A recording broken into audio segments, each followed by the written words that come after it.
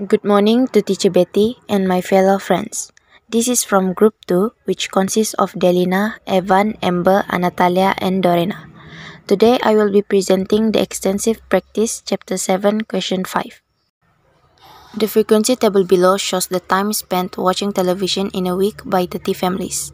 Question A. On the same graph, construct a histogram and frequency polygon of the data using a suitable scale. First, to construct a histogram, make a table to find the midpoint, lower boundary, and upper boundary. This is how the table will look like. Two more classes are added before the first class and after the last class with 0 frequencies. And then choose an appropriate scale on the vertical axis.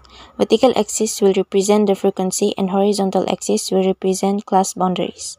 Lastly, draw bars that represent each class where the width is equal to the size of the class and the height is proportionate to the frequency. This is our histogram. The vertical axis represents the frequency while the horizontal line represents the time.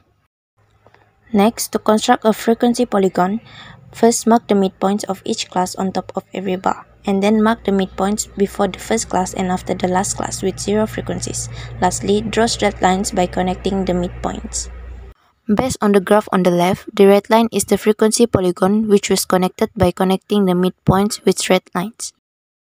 Question B. Comment on the distribution shape of the data displayed. The distribution of data is skewed to the right where more families watch television not more than 7 hours a week.